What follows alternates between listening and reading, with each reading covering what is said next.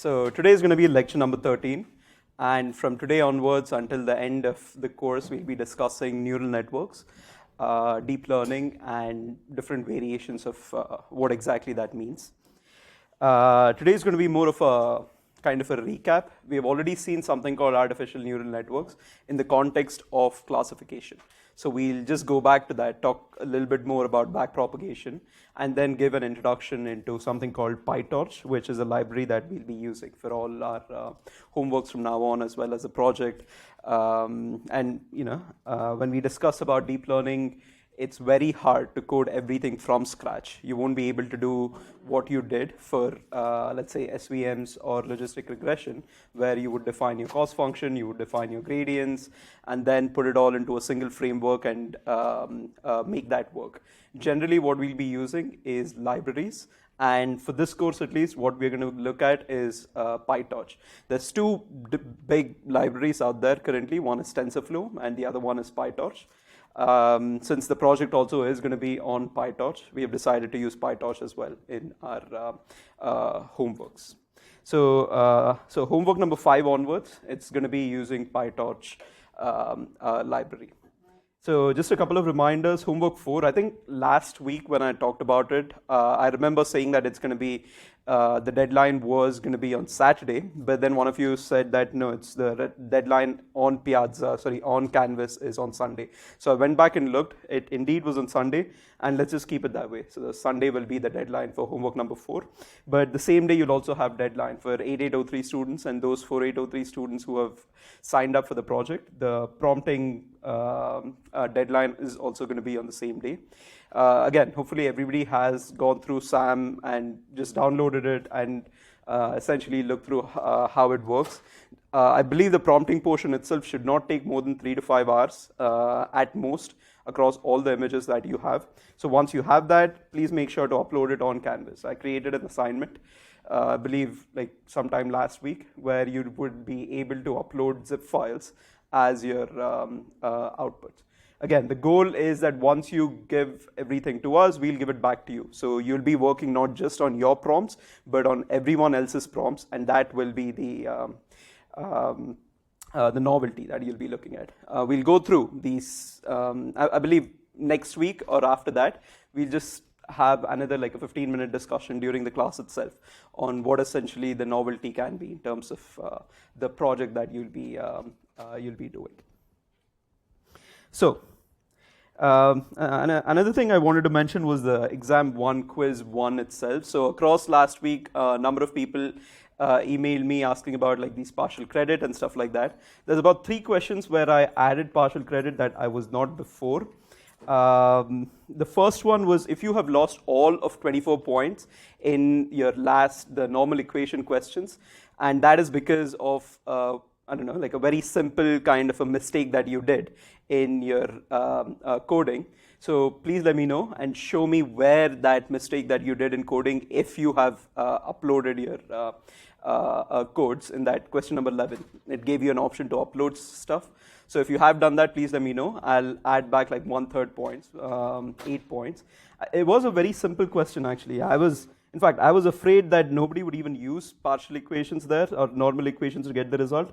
You had A, B, C, D, E, F, and the goal was for you to find theta naught, theta 1, theta 2, right?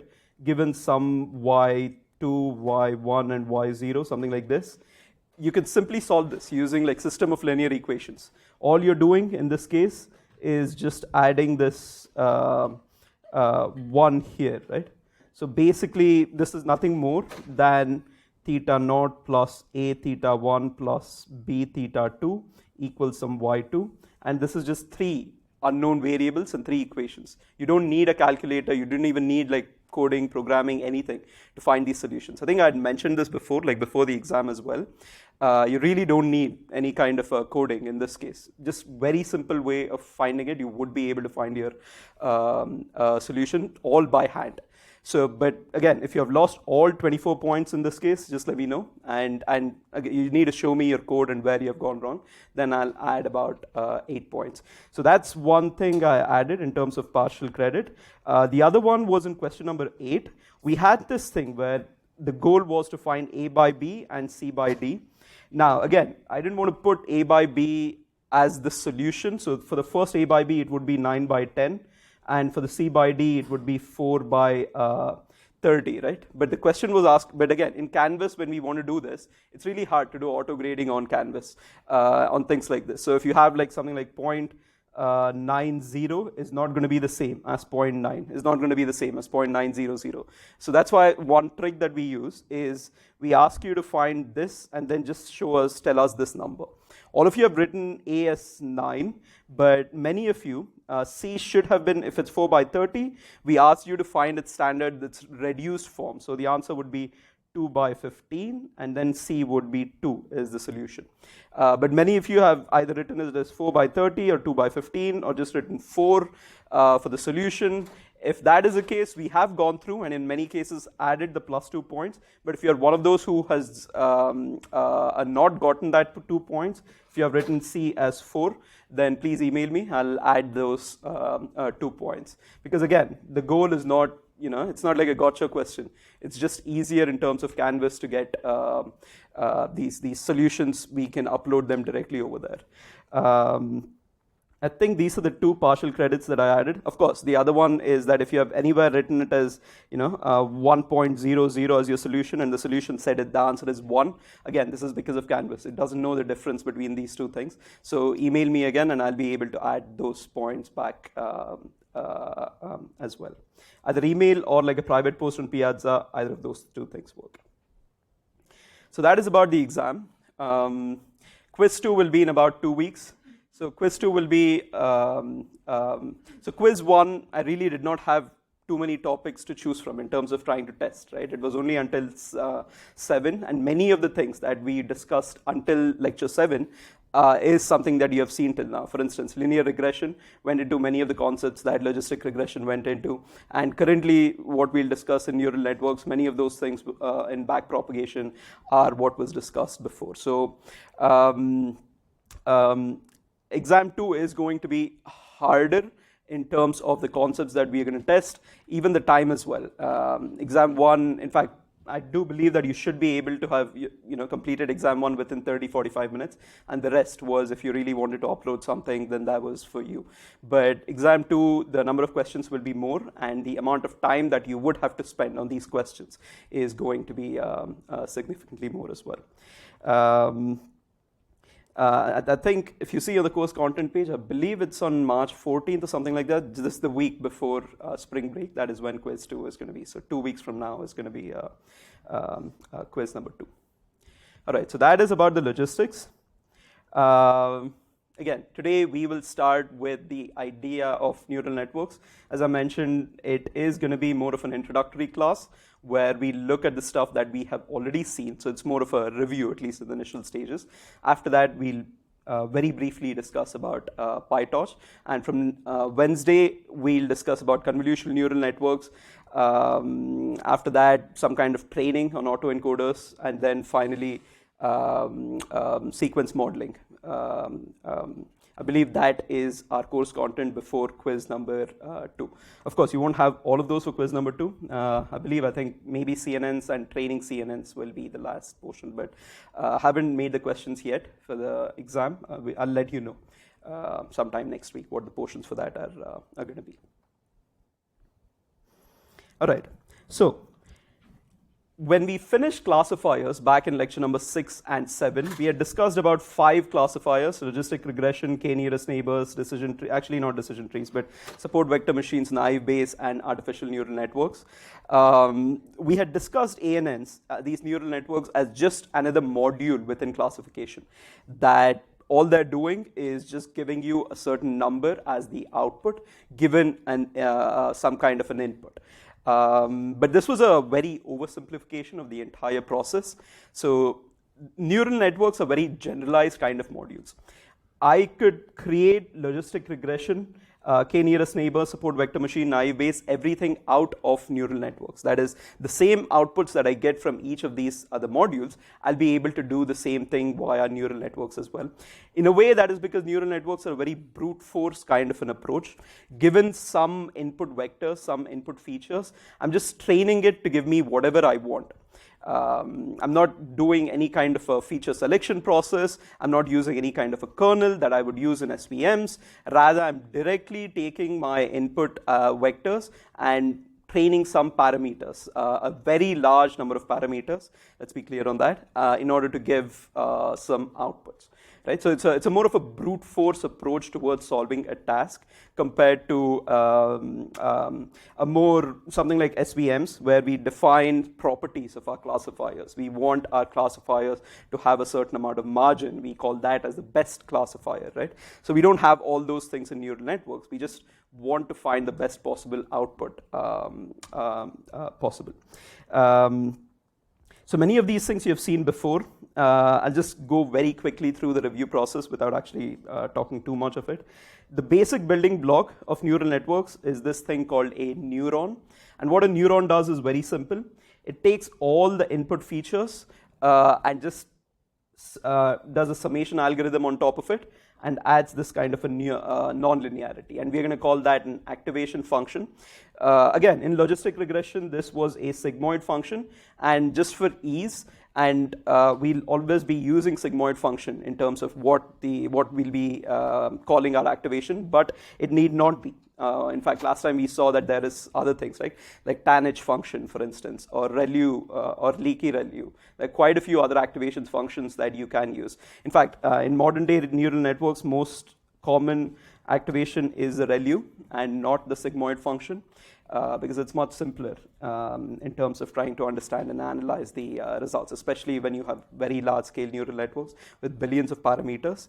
The simpler the activation function, the better it is going to be.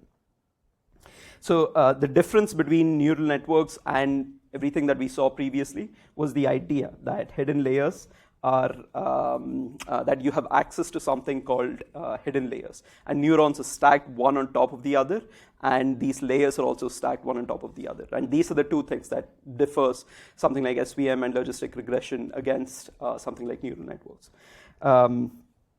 Maybe it's good to try to understand this from, so till now, let's say I have something like an SVM, a support vector machine, right? We remember from SVM that at the inference stage, it's nothing more than a simple W transpose X plus B, which is a linear classifier. You get certain output, let's call it Y cap, and then you make a decision. If Y cap is greater than 0.5, then this becomes class 1. If Y cap is less than 0.5, less than equal to, let's say, then this becomes class 0. This is essentially the way we used to infer in SVMs. If I want to put the same algorithm in terms of a neural network, so just remember how this architecture looks like. But if we are discussing SVMs, then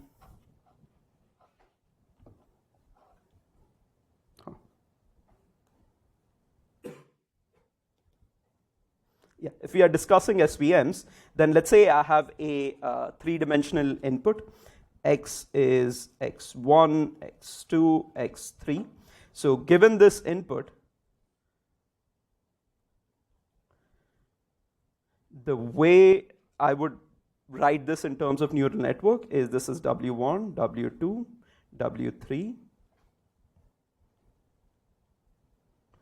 Then this is W1, X1. And then I have a B1, and this is a summation. So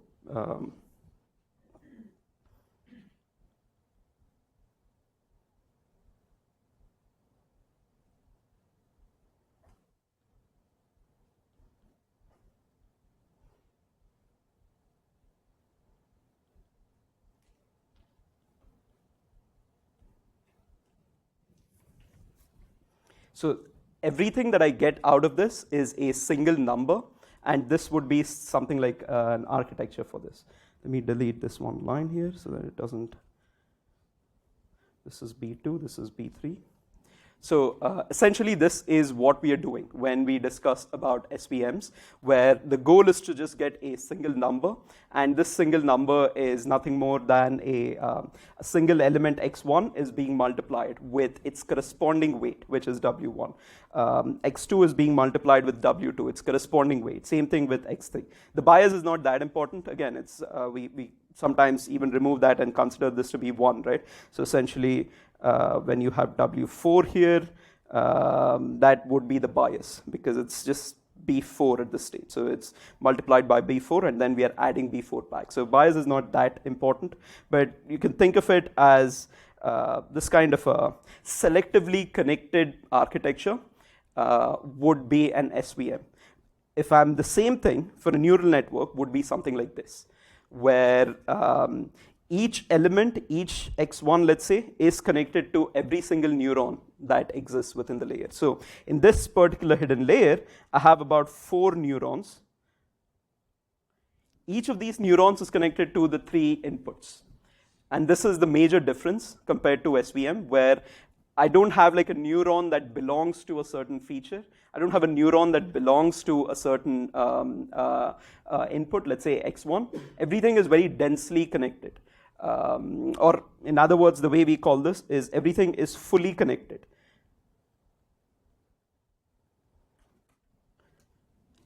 In this particular, if every particular neuron is connected to every other input, every input in the previous layer, and then every input in the next layer, then we call that layer to be a fully connected layer. So again, we are discussing a very specific type of a neural network here, and in this case, it's a fully connected network, a fully connected neural network, and you have this kind of a dense connection between neurons and the input features that can exist.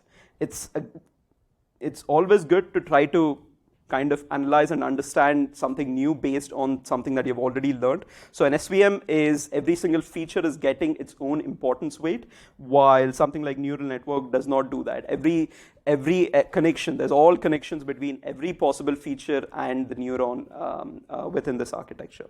And again, another different thing is you're stacking neurons one on top of the other. So if you had 4 neurons in layer number 1, you're going to have 4 neurons in layer number 2 as well.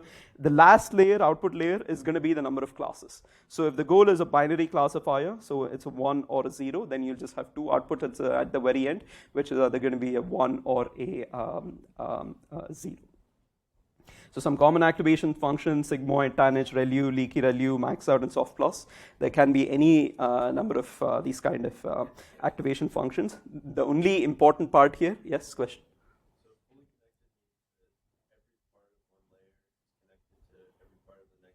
Yeah. Yeah. The more important part is the previous layer, because even this would be a yes, it's for the front and the back as well. It's a fully connected layer. The only, yes. Sorry, can you explain also the difference between weight and bias? So maybe it's easier to explain it in terms of logistic regression, and then we can move it here. So let's say I have data points like this.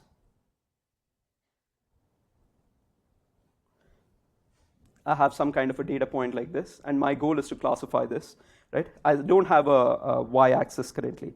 In classification, you're just given a single input, and this input is going to be like, all these this thing. Our goal is to know whether it's a class 1 or a class 0.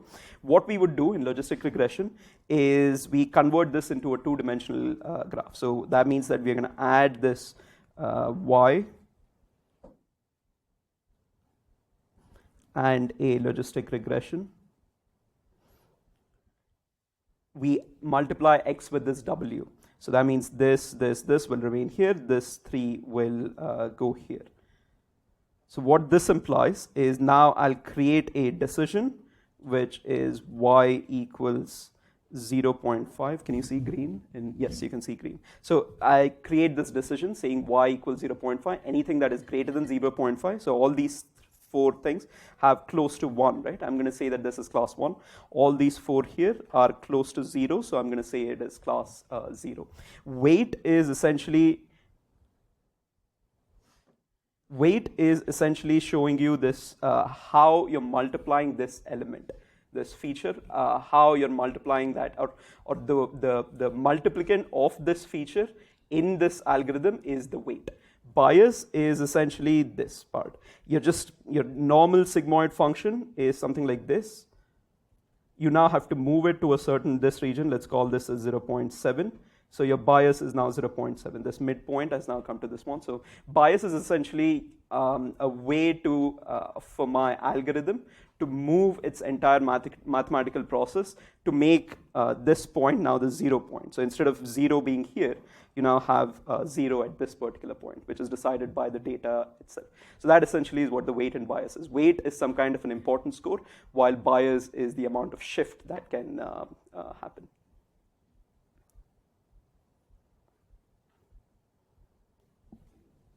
The only criteria for creating activation functions is that they have to be differentiable, because we are going to be using a backpropagation algorithm across different layers, and we're going to be using gradient descent within the backpropagation algorithm, and hence we want it to be differentiable.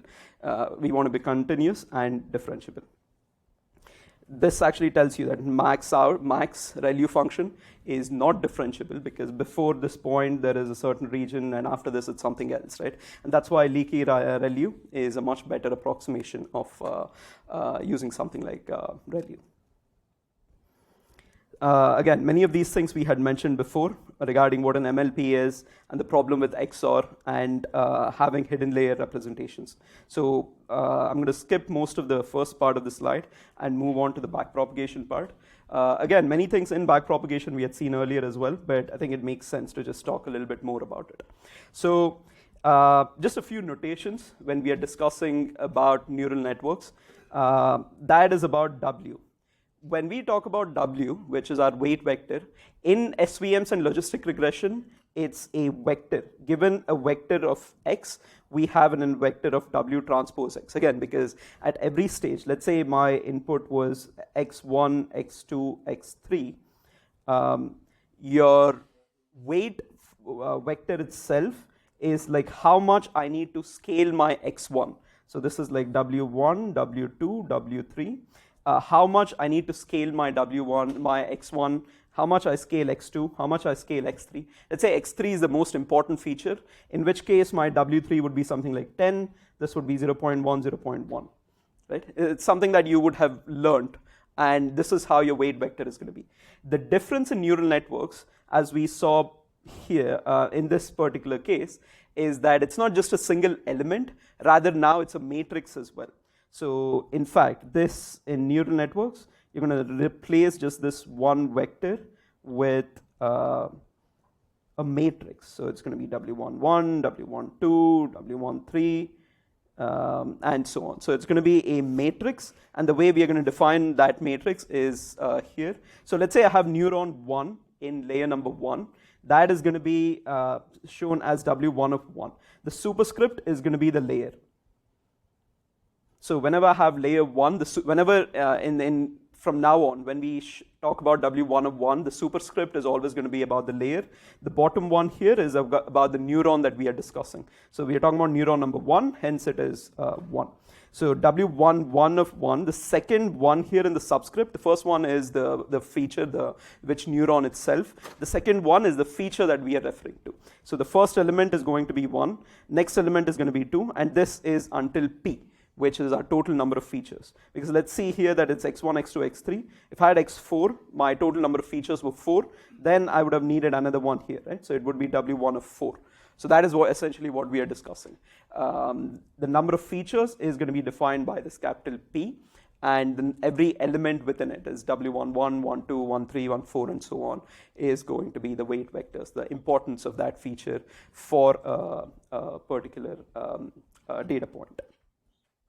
B1 of 1, again, bias for the same thing. So HI of 1 given 1 is the output from my activation. So in this case, not output from my activation, sorry, output from my summation block, which in this case is going to be W transpose X plus B.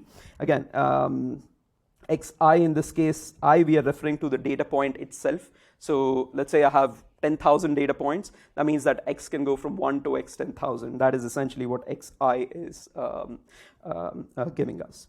The next one, when we discuss Z, is the variable. Sometimes it's also called the latent variable, but for now, let's just call it Z when there's no hidden layer representation. In that case, it's the output of our activation. Psi Sometimes we use phi as well. These are two activation functions that we will be using in terms of the terminology. A very simple sigmoid function is given by 1 plus e to the power of minus output from the summation block, which in this case is going to be h. So that is for layer 1, sorry, neuron 1, layer 1. So if we are processing a 4 feature input, as I showed before, that you'll get as W1 of 4 as the number of features that you might get. If I want to generalize it further to something like j, let's say, then the first element here is going to be j. So let's say neuron j within layer k. K is again going to be the superscript. The neuron value itself, which neuron we are referring to, is going to be j. Again, everything else is going to remain the same within this framework. So if I want second neuron in layer number 5, then that would be W2 of W21, W22, 23, and 24, with the superscript being 5. These are all the notations that we'll be using throughout. And it's very important to again remember that W right now that we are discussing is going to be about matrices rather than directly vectors, which we have done until this point. Any questions? Yes. I was thinking at the beginning you were saying that you have multiple layers, and so then you're going to have a matrix of weights to be multiplied onto multiple layers. But you're saying that each layer has its own matrix of weights? Yes. Each layer is itself a matrix. So because each layer has multiple outputs, it's going to have like a matrix? Yes.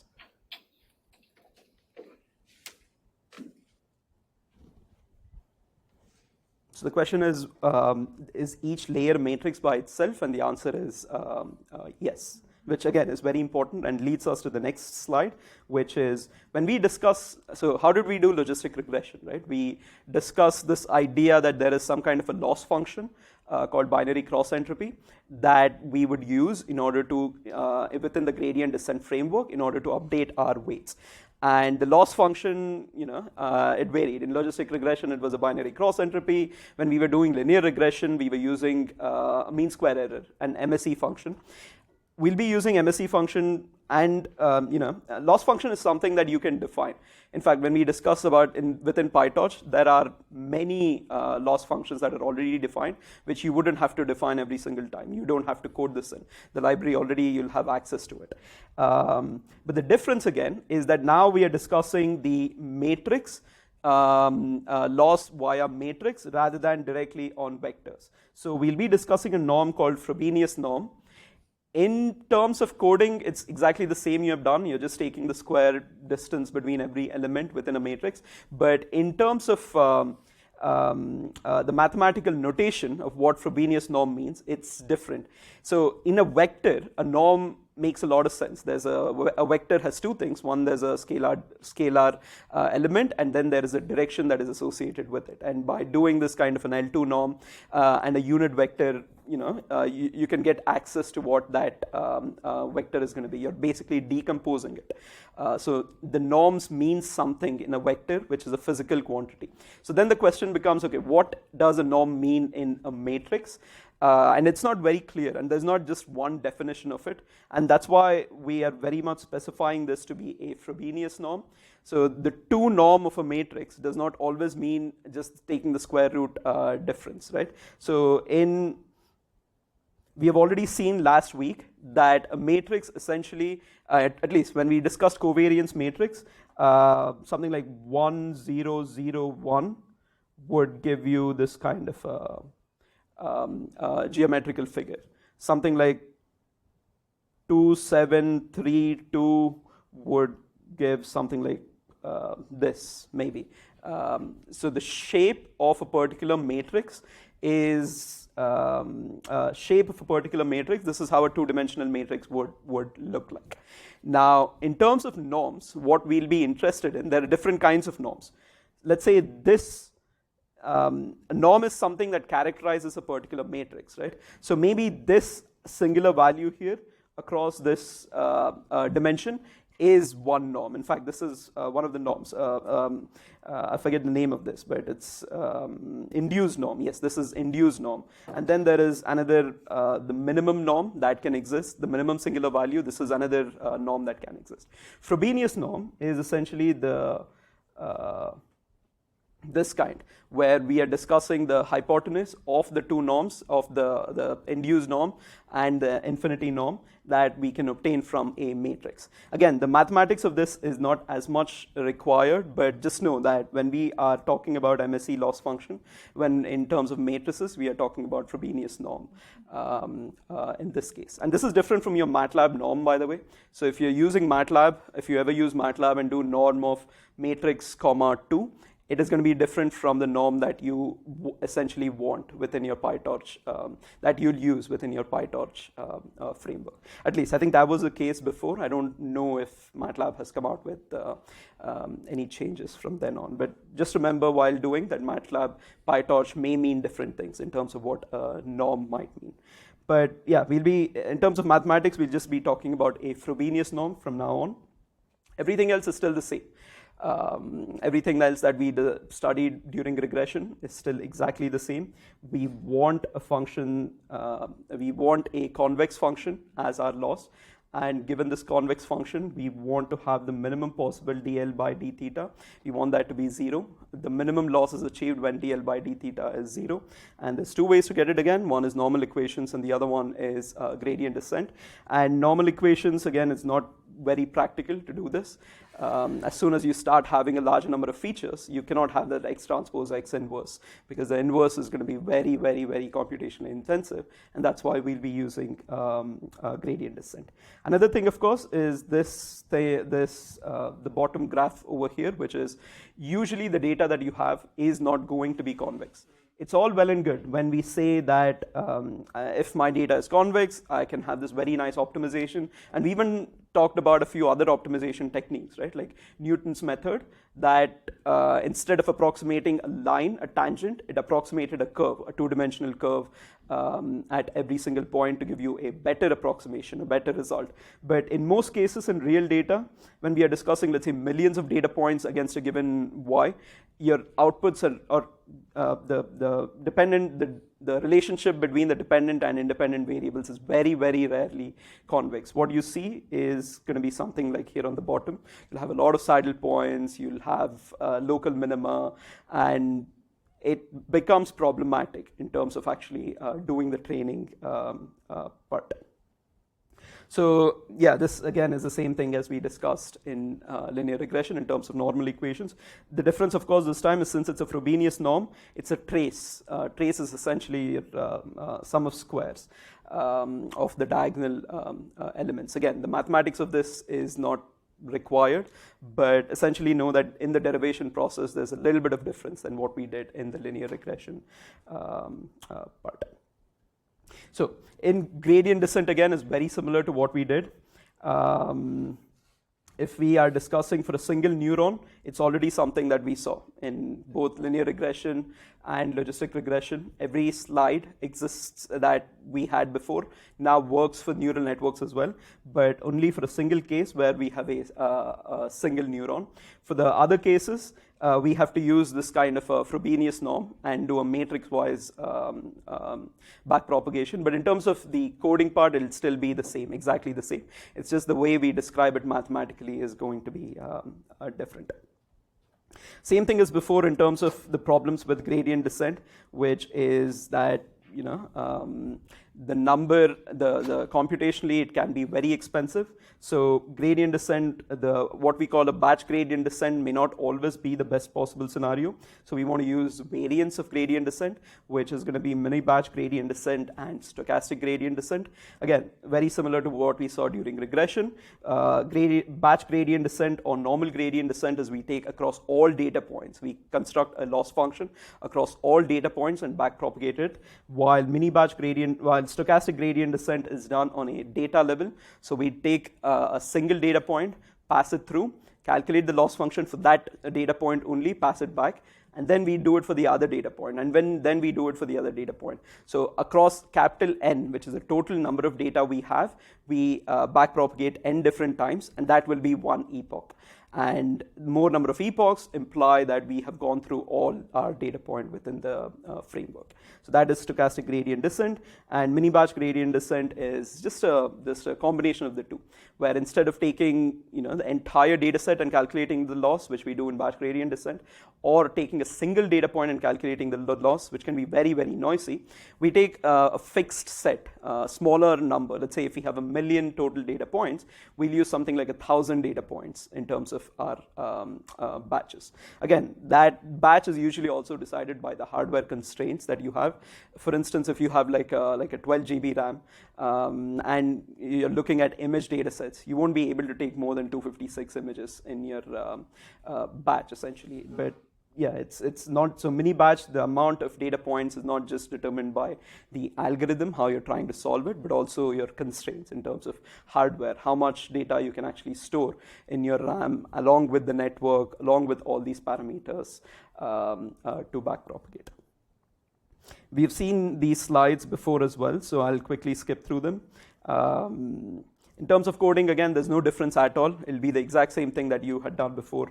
You would have to do this in this case as well. So what is different between what we saw in gradient descent, between regression that we were doing before, logistic or linear versus neural network? Again, it is the two things here, right? Each layer is not just a single vector of W's, but rather it is a matrix of W's. And more importantly, each layer is concatenated on top of the other, or it's stacked one on top of the other. And that is challenging. In a way, the matrix to vector is not as challenging because it is handled. You have Frobenius norm, which is very similar to what we had before. So mathematically, it's not such a big process. And all you would need to do in your coding is that you're not doing across a single vector, but a matrix. That's it. So in terms of implementation, your vector to matrix is not going to make too much of a difference. But what does make a difference is the fact that you have now stacked one matrix on top of the other.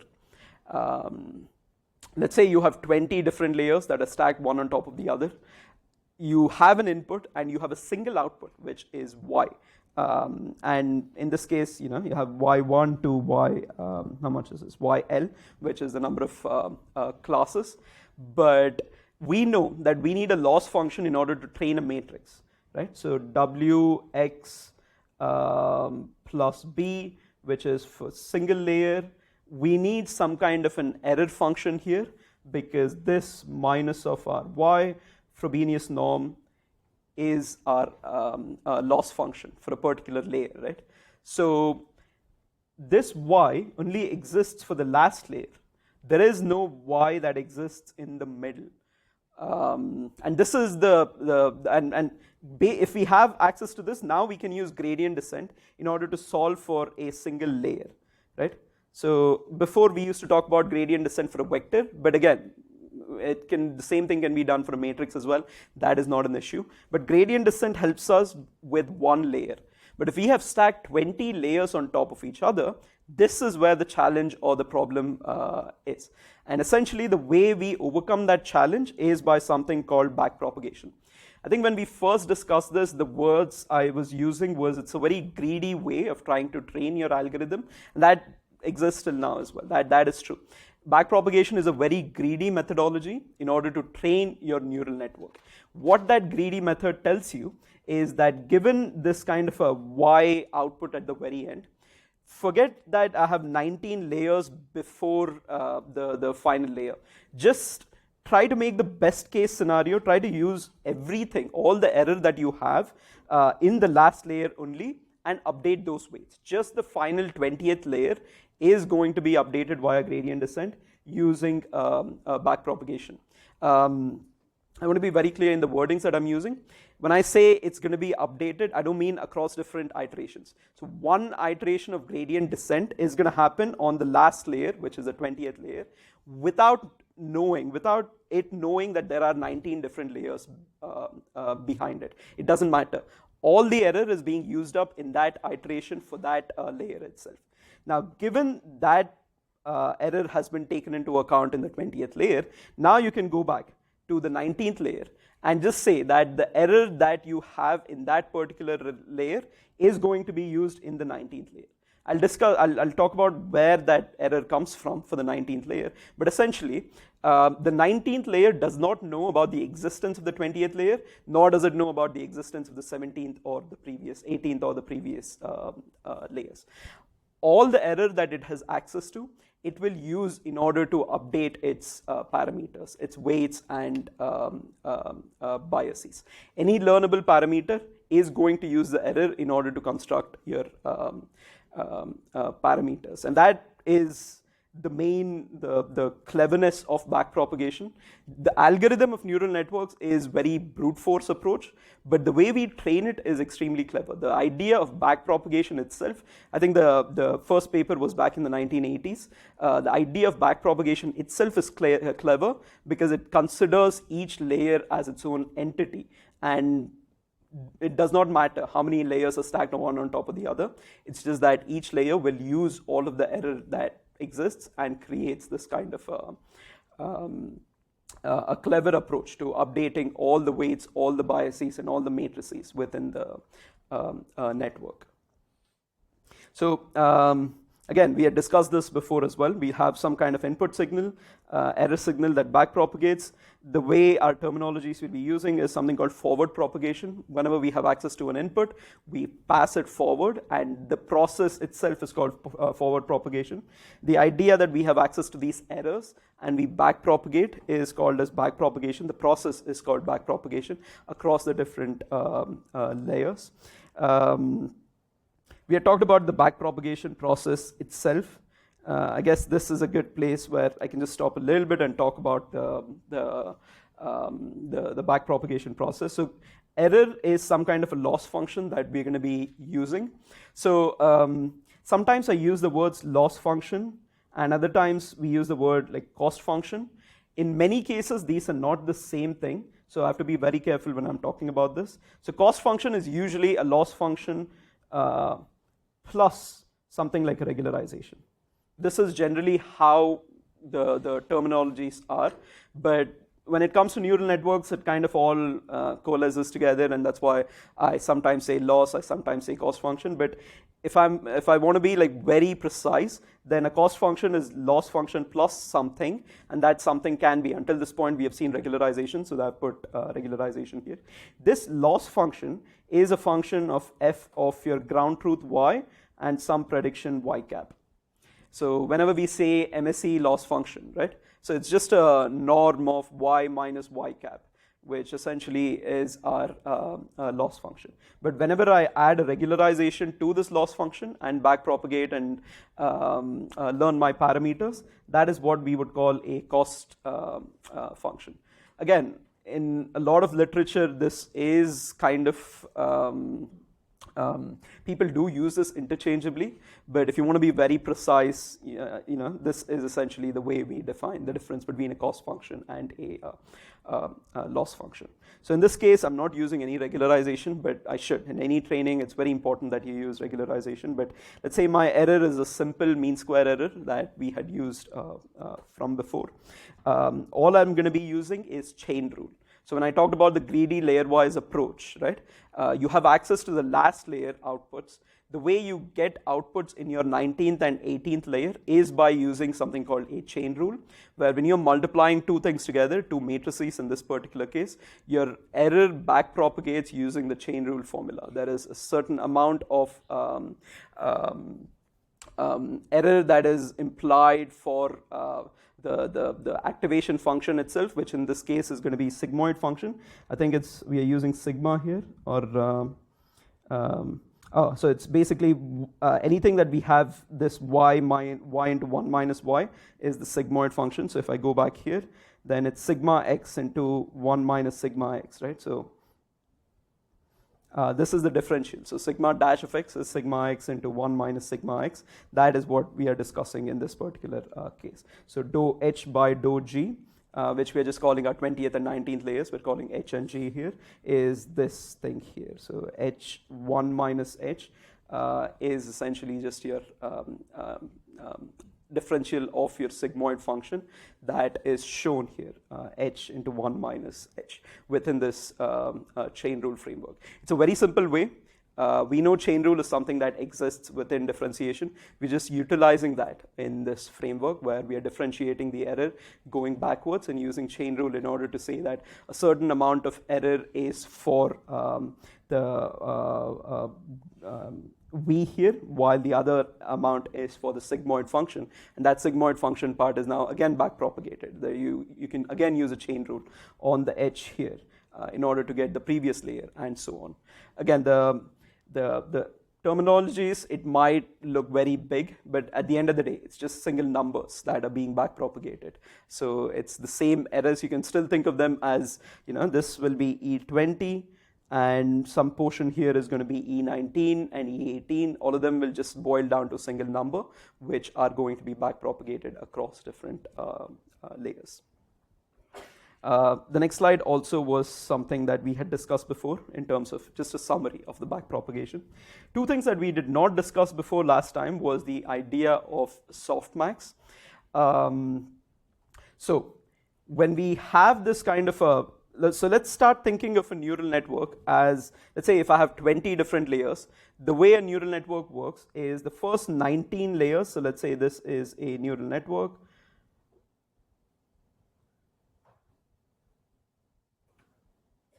So this is Y1 and Y2. The first 19 layers are something like almost like a kernel. They're just transforming your data into a representation space where a very simple classifier at the very end, at the final layer, linear classifier is able to classify this entire thing. Right? So the first 19 layer, again, this is more of a motivational thing, but the first 19 layers are nothing more than a transformation function.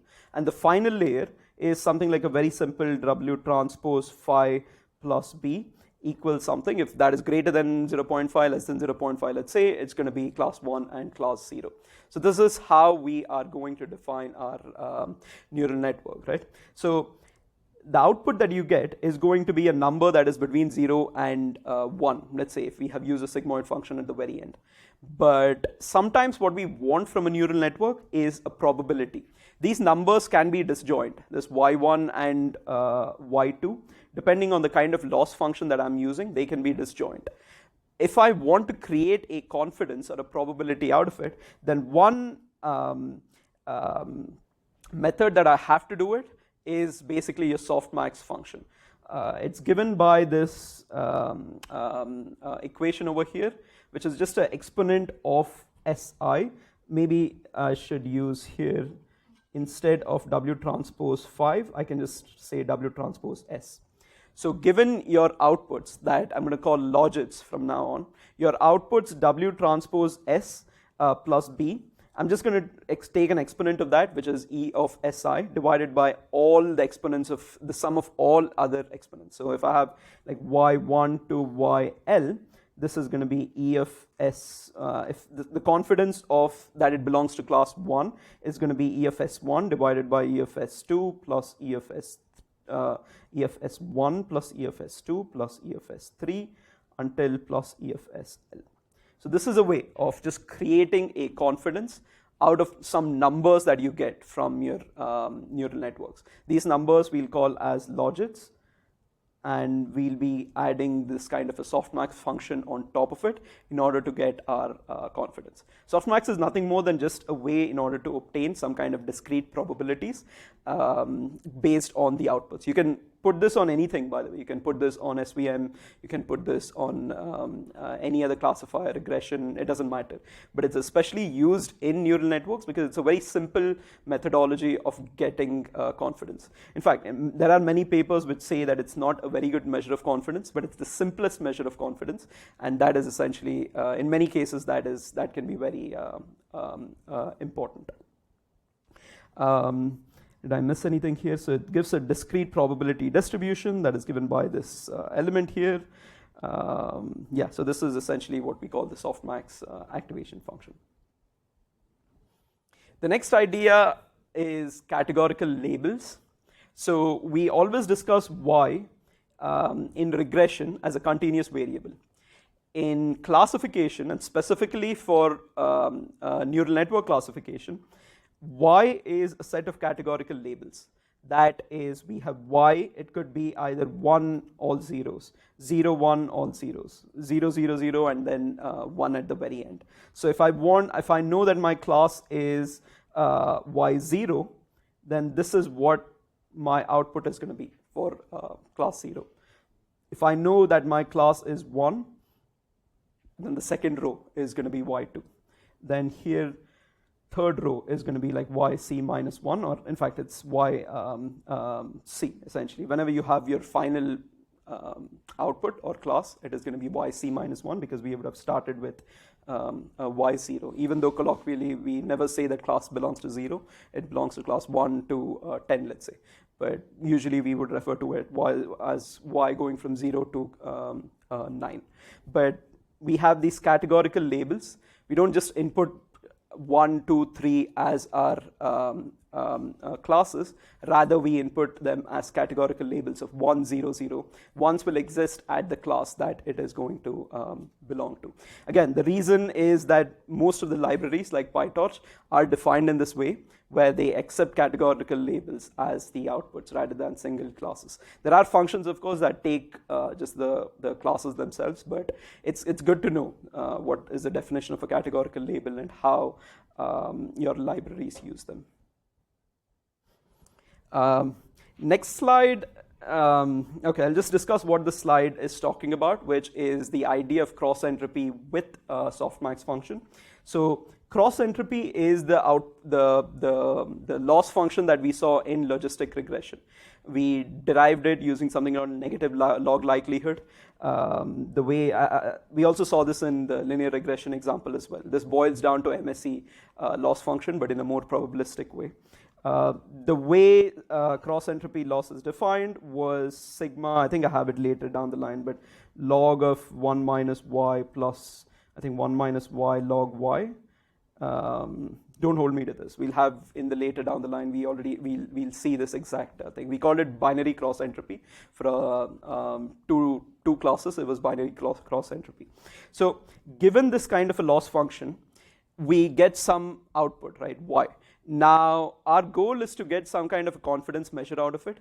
So we can include these two things together. We can say that something is cross entropy with softmax confidence. And this is very common when we deal with convolutional neural networks, where your output is going to be a function of not just your loss, it's also going to be a function of the softmax confidence. So not only are you learning the classes, you'll also be learning the probabilities, the softmax probabilities along with it. So instead of having just, let's say, so this is your loss function. Log cost is defined by minus yi transpose log f of s. So instead of just backpropagating this loss function, we backpropagate the softmax function to be something like E of Sj divided by sigma. So Fs in this case is going to be given your logit functions, which are an output of your cross entropy. You're going to be backpropagating it with softmax. In other words, before we talk about your E, where was that? Your E, instead of just this, you actually use this divided by this plus something else, and so on, is what I'm trying to say. So you add a softmax to your loss function and then backpropagate this entire framework backwards. So there's a lot of pros and cons for doing this. The pro is what I just said, which is you're not just learning the outputs themselves, but you're learning the confidence. Because in many cases, it's not a black and white. It's not a 1 and 0 kind of approach. You need to say that this belongs to, let's say, 55% it's a dog versus 45% it's a cat. Or maybe that's not a very good example. It's very easy for us to know the difference between a dog and a cat. But let's say 55% it's the breed boxer versus 45% it's the breed bull mastiff, because there's not very lot of difference between the two things, right? So you need that confidence calibration within your framework. So that is a pro.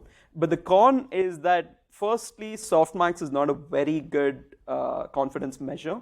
So when you're actually training with softmax, then that means that you have said that this is the gold standard, similar to the labels, that this is the gold standard that is possible in terms of confidence, and you'll be training it. Usually what happens, at least in the wild, what happens is that as soon as you have a data that comes in, which your network has not seen before during the training stage, or it's from a different distribution from the one that your network would have seen during training stage, your outputs will be very bad. Your softmax confidence, since it's part of inbuilt within the training process, your outputs are going to be very bad. So there are pros and cons in using this, but this is generally used across the board. So whenever within PyTorch, you can define your network, and most of the networks that have been defined within PyTorch, at least the vision, data vision models, have been trained with cross entropy with softmax. It's something to keep in mind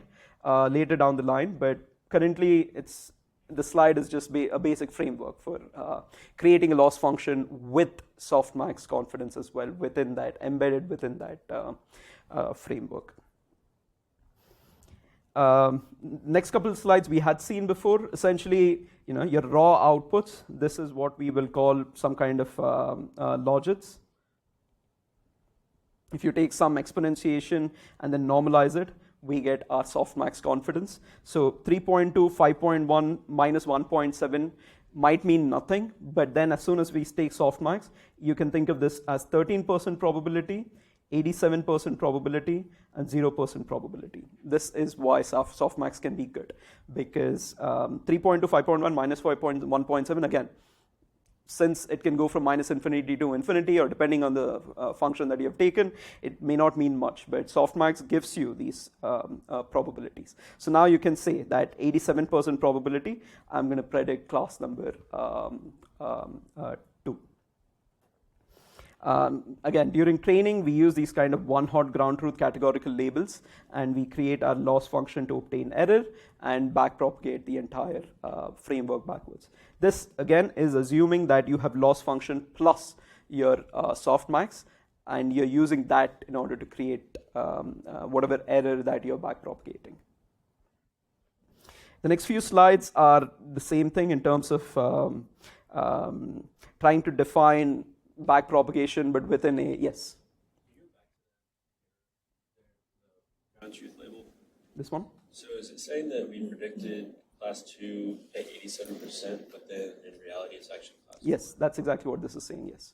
So what do you do in that case? So this one was more for during the inference framework, where I'm just saying that this is, once I have a trained network, this is what the network is giving me.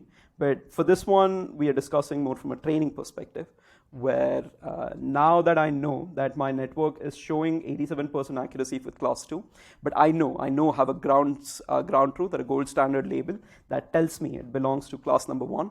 I'm now backpropagating, and it is going to now update all its weights. Hopefully by the end of training, it's going to be the opposite. It's going to be, let's say, 87% accuracy confidence for class number 1, and 13 for the other, and 0 for the other.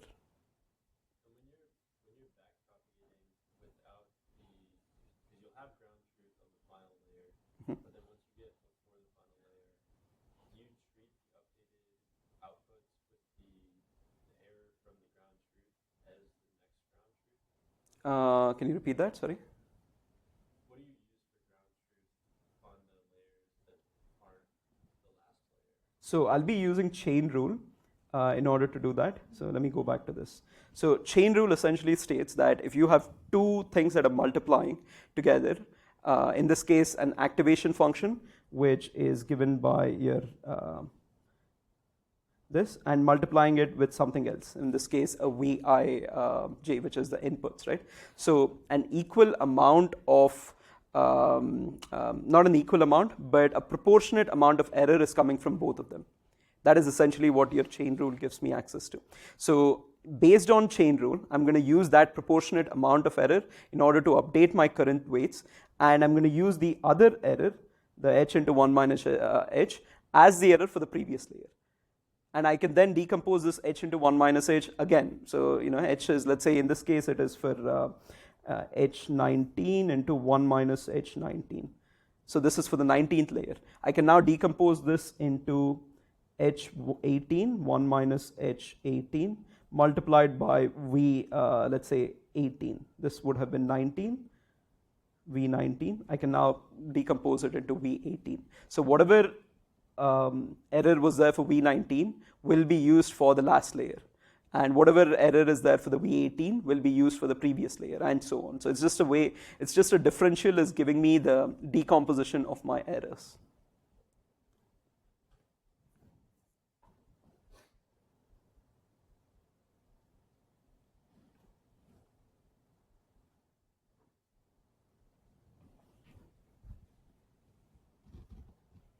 So this particular slide is just giving you an idea of how I can create a linear classifier using backpropagation. All I would need is just one weight, W in this particular case, one neuron, in order to create a linear classifier. Again, I don't need that densely connected. That's why just a single neuron is possible.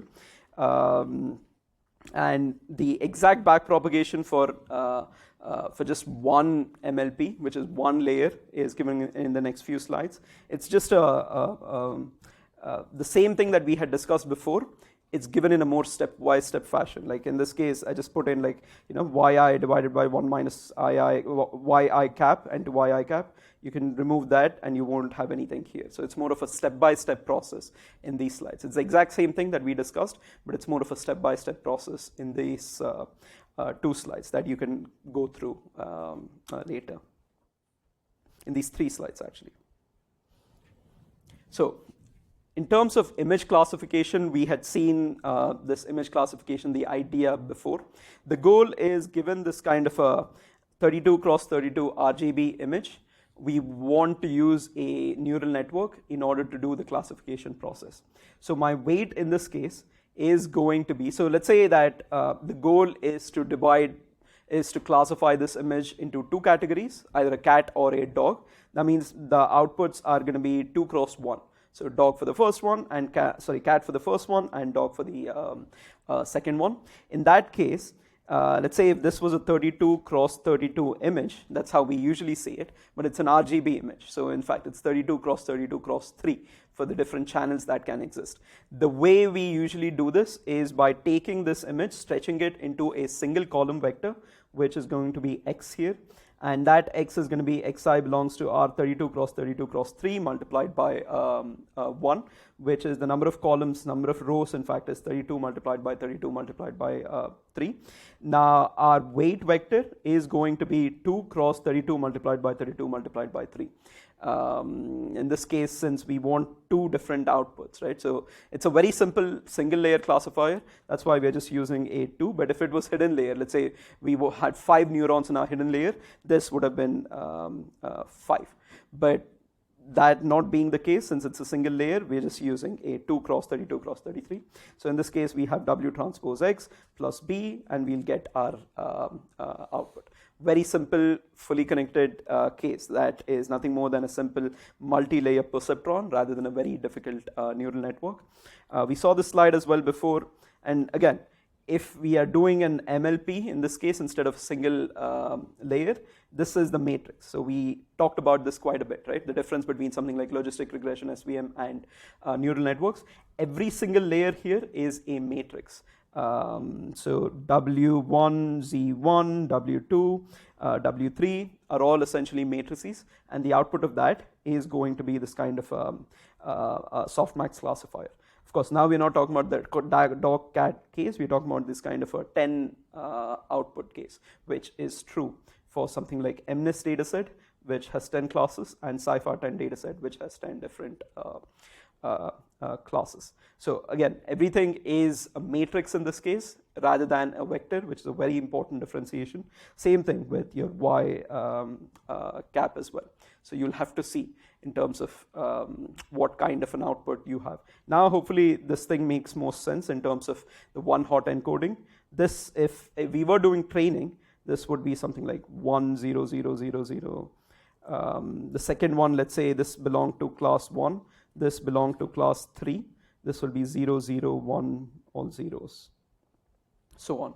It'll be this kind of a Y setup. Everything that we are discussing is in terms of matrix rather than vectors.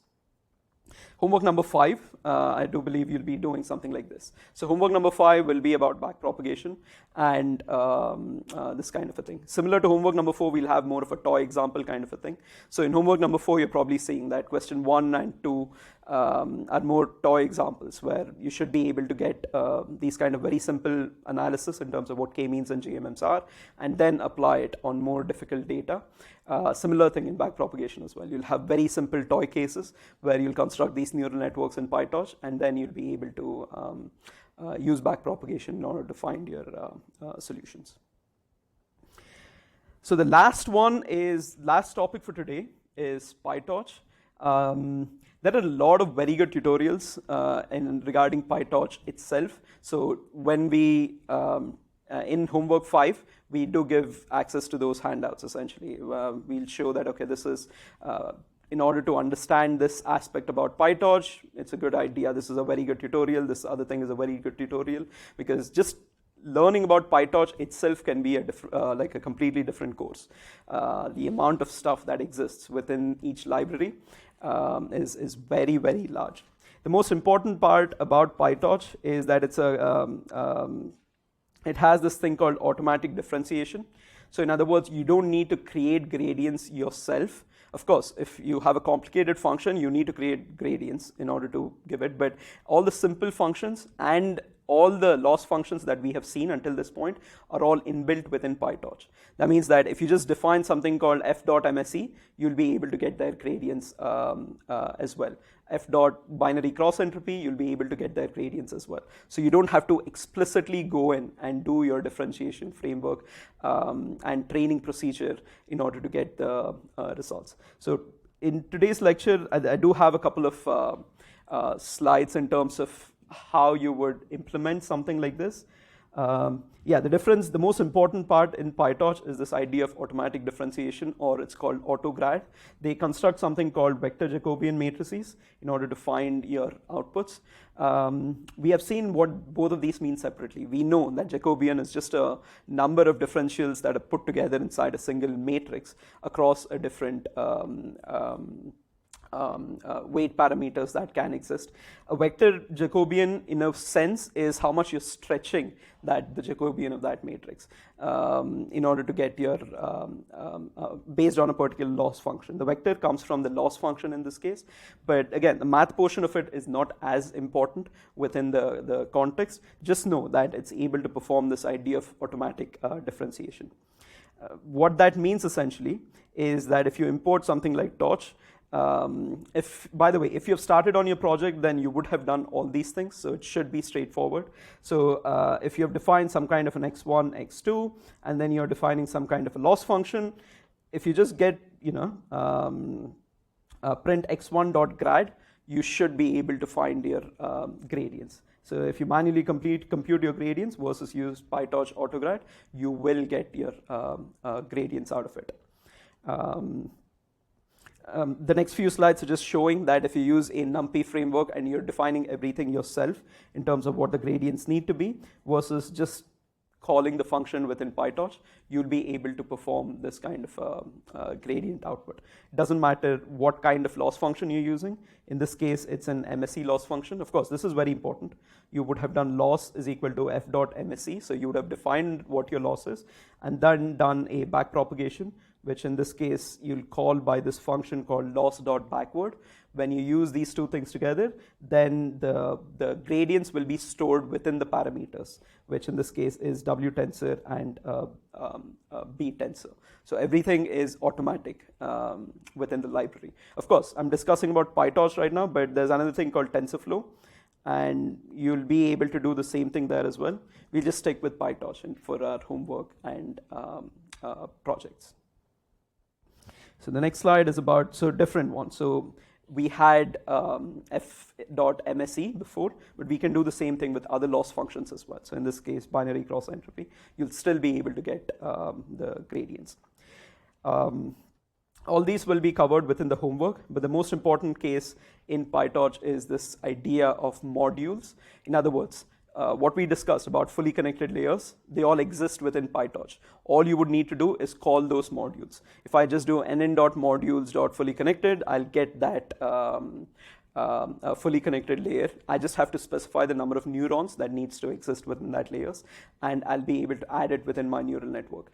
And you have something called an optimization package as well. You don't have to do the gradient update. You don't have to check for the convergence rates, nothing. Everything is done automatically.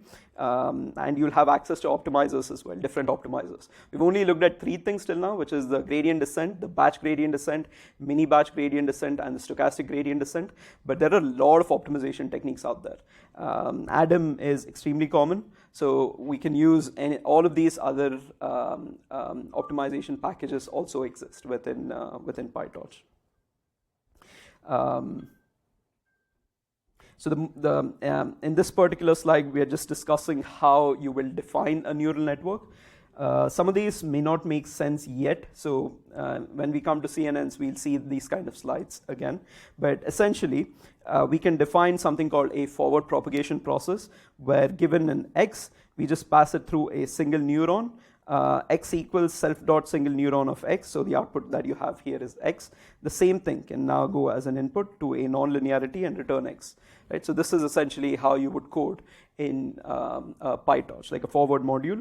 You also need to initialize this module. You need to say what single neuron is going to be, and this is nn.linear. This comes from the nn.module. So in this nn.module, if I want to have a linear layer or a single neuron, I can simply add this kind of a layer. nn.linear, in features equal 2, out features equals 1, bias equals true, will define your layer. You don't have to explicitly define what you have done till now. The last 3 slides are essentially, you just need to go through it. It's essentially a bunch of code that is going to either create a single neuron classifier or a multi-layer perceptron. Yeah, these are the 2 slides, multi-layer perceptron. Essentially, it's just pseudocode and code that we can use in order to complete our coding modules. The most important parts you need to look through is, let me not do the single neuron, I'll do the MLP. Essentially, you're initializing your network itself, and then you're creating a forward function. Initializing the network in this case, okay, this, I think you can see it. So in this case, we are defining one layer. So num features, out features equals 4. So depending on our data set, we'll have the number of features. And this, it's just a 2-dimensional feature, right? So the num features is going to be 2 in this case, and then we'll have our output features. So self.out, nn.linear again is 4 features, and output is 1. So the way you would think of this is you have your input x1, x2, x3, x4. This is now being fed into a layer with num features as 4 inputs and then 4 outputs here, which is then being fed into a single feature as your output. So it's very important to kind of visualize and try to understand the architecture within the init function. Again, in the homework, we'll have a step-by-step way of getting into this. We'll define an architecture first and go through the neurons. And more importantly, that word itself, architecture, is something that we'll see in next class in terms of what it means when we discuss about CNNs, which is convolutional neural networks. All right, that's it for today. Yes, question? Yes. Yes, if you have 10 layers, different self-dot layer, yes.